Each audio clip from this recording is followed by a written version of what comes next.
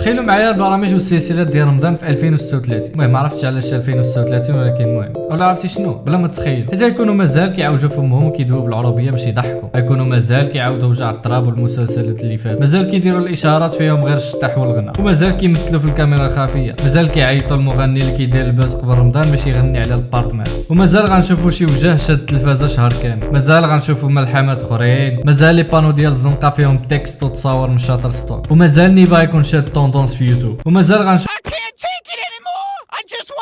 ويمكن هادشي عمرو غادي يتبدل الا ما عرفناش الاسباب او المشاكل اللي جاي منها هاد كثره الحموضه. الا جينا نشوفوا شنو عند دوك الناس اللي غيروا شحال من حاجه وخلاو بصمه في المجالات ديالهم، غنقول لك باللي هو القدره ديالهم على التفكير والابداع او التفكير خارج الصندوق، يعني خرجوا من النمطيه والتقليد، انفردوا بالافكار ديالهم. الابداع هي الحاجه اللي كتخلينا نتطوروا ونتقدموا كجنس بشري، وباش نعرفوا علاش عندنا فقر في الابداع خصنا نحاولوا نفككوا ونعرفوا المشاكل والعوائق اللي كتخلينا محنسرين لهاد الدرجه.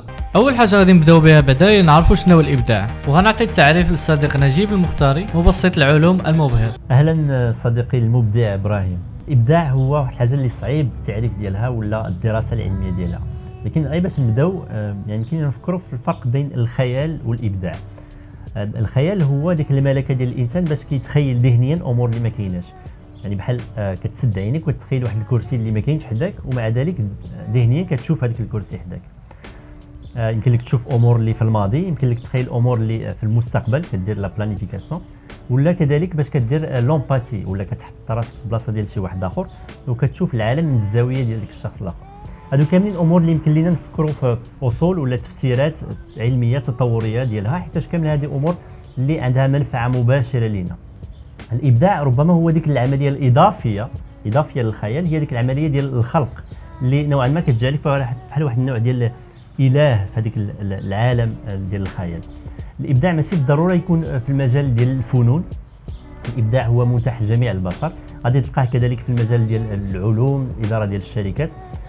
تقدر مثلا تلقى غير واحد السيده كتحطب الخشب في الغابه وهي عندها واحد الطريقه يعني واحد الحس ابداعي هائل في الكيفيه اللي كتحطب بها ولا كتجمع بها هذاك الخشب. الابداع كذلك هو الناتج ديال التناغم بين وظائف هائله وعديده في الدماغ.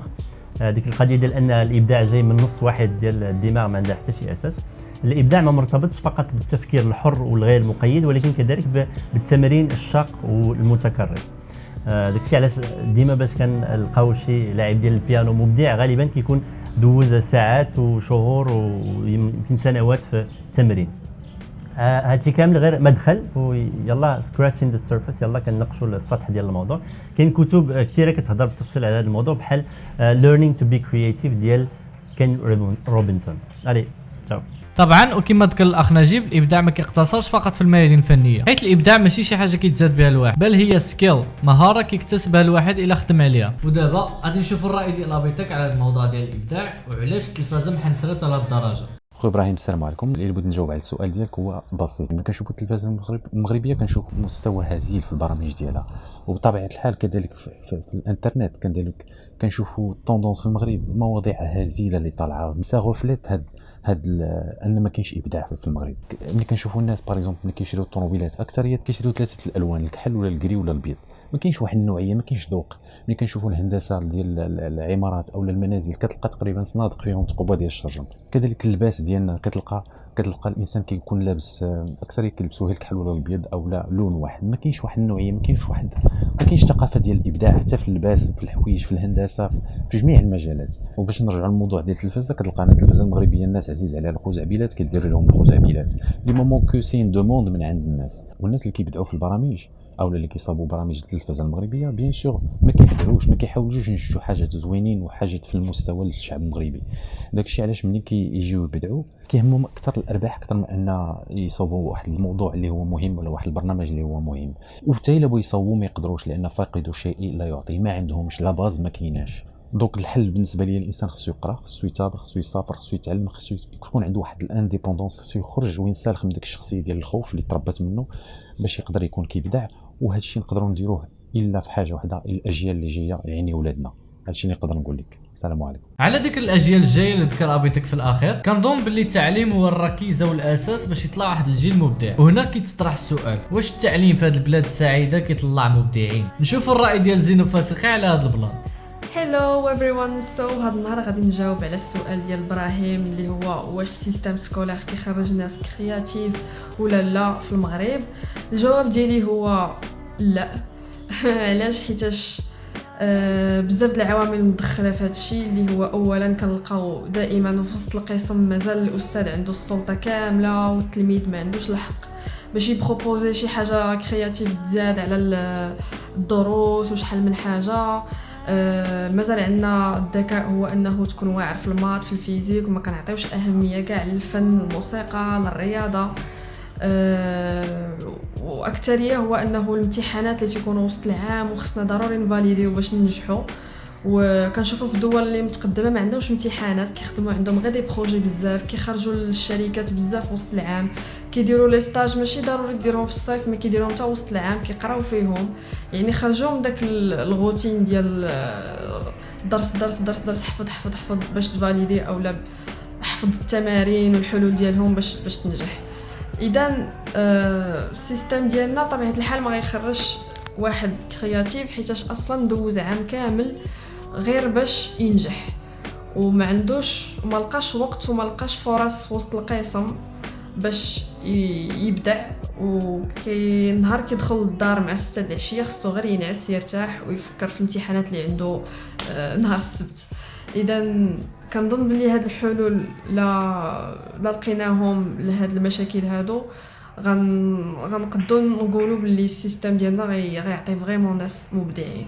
طبعا حيت التعليم خصو يكون مرتكز اكثر على الفهم ماشي على الحفاظه. خاص الاطفال يتعلموا يفكروا من خلال طرح الاسئله، نعلموهم كيفاش يفكروا ماشي شنو يفكروا. الا هضرنا على الحموضه اللي في التلفازه، طبعا ما نغفلوش على المحتوى اللي كاين في الانترنت، وعلاش حتى هو كيعاني من الفقر. كما كتعرفوا المحتوى في الانترنت حتى هو محنسر. وباش نفهموا اكثر هذا البلان غنخليكم مع المبدع مصطفى سوينغا صاحب قناه اجيد فهم. السلام عليكم، سي ابراهيم عزيزي. كجواب على السؤال ديالك علاش ما كاينش الابداع في الانترنت كيف ما كاينش في التلفازه، وصراحه نسبيا انا متفائل اكثر في الانترنت على التلفازه. كيبان لي في الانترنت كان اكثر من مساحه الابداع من التلفازه، لانه ببساطه لان الانترنت فيه اكثر مجال للحريه. وهذا الجواب على هذا السؤال صراحه معقد بزاف، ولكن كمجال الاشتغال ديالي في الفيديوهات مثلا، فانا كنعتقد باللي السبب ديال انه ما كاينش بزاف الابداع في المغرب هو انه مشكل ديال الثقافي في المغرب، لان المغاربه ما كيتفرجوش بزاف في المسرح، ما كيكزرسيوش المسرح، ما كيتفرجوش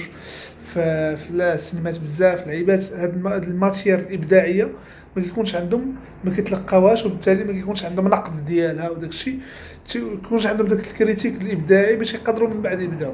زياده على هذا الشيء خاصهم يكون عندهم مشاكل اللعيبات اللي يقدروا يدويو عليهم. المشاكل الحمد لله موجودين. من ناحيه في الانترنت كاين عامل اخر كيتزاد، هو عامل الانتاج، انه خاص الفكره اللي عندك، راك انت عارف ملي كتكون عندك واحد الفكره كتخيلها خاصك تطبقها، وهذيك الطبقه خاصه دي زوتي باش يطبقوا. الا ما كانوش تطبق بواحد الطريقه مشكرفه. ولكن في الانترنت كاين الحريه، هذه الحريه اللي ما كاينش في التلفازه. فالتلفازه واخا يقول الانتاج زوين، ولكن ديك الحريه ما كتخليهمش يبدعوا كيف ما بغاو. دونك انا في الاعتقاد ديالي ان الانترنت خاص الناس اللي كيصنعوا في الانترنت باش يكون عندهم داك الابداع مزيان، يلعبوا على انه الافكار ديالهم ينتجوهم باقل انتاج ممكن، وراه عندهم هذاك هامش الحريه اللي غادي يمشيو فيه مزيان، هو اللي غادي يتيح لهم ماتير فين يخدموا مزيان. شكرا لك خي ابراهيم، وتهلا. يتوب عليك ابا مصطفى. واحد السون يلاه تفكرتو، وهي فاش شفت الفيديو ديال الملحمه ديال سعيد ناصيري والتعليق اللي قال عليه، غير باش دير ملحمه بحال هذيك ودوك الناس تجمعوا وتحط لهم غدا مزيان وتجمعهم في جو جميل، والمده ديال 3 شهور والناس خدامين من كيضربوا تماره وتيخسروا من جيوبهم. الا حسبتي هادو راه خصك واحد 4 المليون ولا 5 المليون الدرهم باش تصوب عمل بحال هذا. والان درنا دابا لو بوان بريس، شوفوا الراي ديال الاعلاميين والراي ديال الناس، فانت شتي التصفيقات ديالهم وهذا، فهذا شيء يفرح ويثلج الصدر. فانا فرحان جدا ان الملحمه عجبت الناس. بقيت كنحاول ما امكن انني نفهم ونربط الكلام ديالو مع العمل اللي دار. والسؤال اللي جاني هو شنو هو المعيار ديال واحد العمل؟ هل هو عمل ابداعي ولا لا؟ وهذا السؤال طرحته لعثمان الصفصافي صاحب قناه سيونس مات، وها هو نيت معنا انا كيتسنى.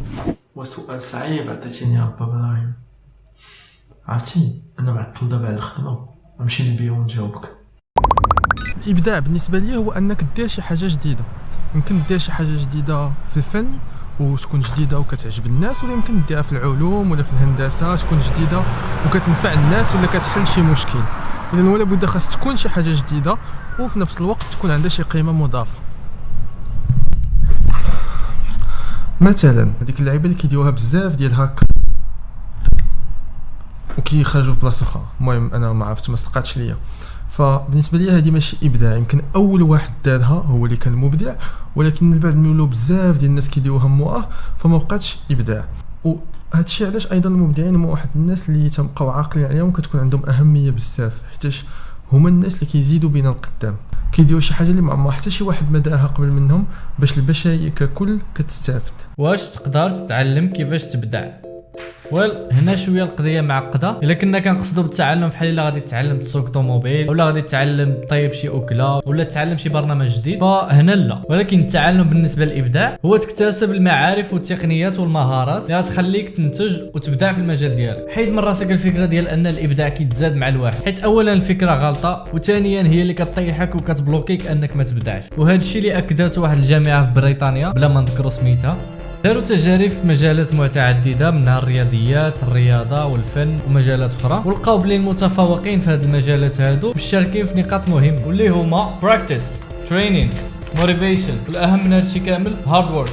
يعني الواعرين هما اللي كيخدموا بزاف. خذ مثال ديال موزارت، خدم 16 سنه قبل ما يلوح ماستر بيس ديالو. وايضا باش ديفلوبي راسك باش تبدع في المجال ديالك خاصك ديما تبقى تبحث وتكبر النطاق ديالك. يعني حاول تشوف ناس اخرين في مختلف المجالات والتخصصات، ديك المكتسبات حاول تزيدهم في المجال ديالك. ناخذوا عاوتاني مثال ديال بيكاسو، تمشى لواحد الميزي ديال المنحوتات والتحف الافريقيه في فرنسا، انسبيرا من داك الشيء باش يقدر يخرج داك الستيل اللي ولا مشهور بزاف واللي هو الكيوبيزم. يعني هنا ما جابش شي حاجه ما عمرها ما كانت، بل فقط خدا واحد الحاجه اللي هي ديجا كاينه وزاد عليها اللمسه الابداعيه ديالو باش يقدر يخرج شي حاجه جديده. وديما حاول تقلب على الطريقه جديد. اي حاله او مشكل خاصو حل، فكر وقول في راسك كيفاش نقدر ندير هذا الشيء بطريقه اخرى. اعطي راسك فرصه انه يفكر بجميع الاحتمالات اللي يقدروا يكونوا احسن. اغلبيه الناس كيشوفوا الحاجه من جهه واحده، واللي خصك تفكر فيه هو هذه الحاجه هذه شحال من جهه نقدر نشوفها منها. هذا الشيء اللي كاين. نتمنى الفيديو يعجبكم. صراحه هذا الموضوع راه معقد بزاف وكبير وطويل وخصو وقت كبير باش نختم هذا الفيديو هذا بالزربه. صراحه ما كرهناش. ديروا المقاطعه حتى على الحموضه باش الناس اللي في يديهم هما يطلعوا يبانوا، باش تكون واحد المنافسه، حيت المنافسه هي اللي كتخلينا نديفلوبا ونزيدوا لقدام. ونتمنى من هنا المستقبل يكون واحد التغيير. تفكر باللي الحياه ملات من بنادم كيتعاود، خصك تكون مختلف، عندك حياه وحده، حاول تخلي فيها البصمه ديالك.